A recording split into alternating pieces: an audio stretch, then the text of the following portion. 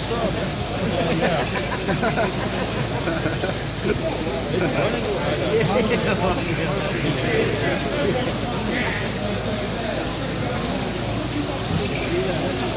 had the sandwich.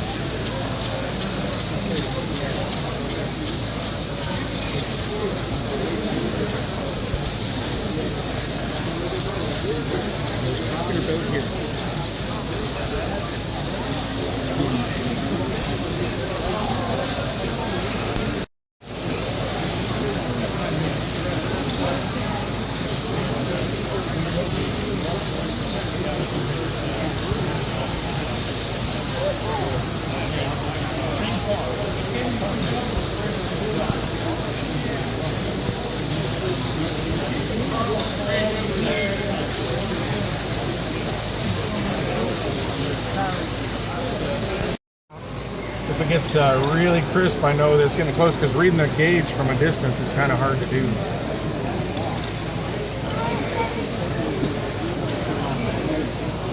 On my toy train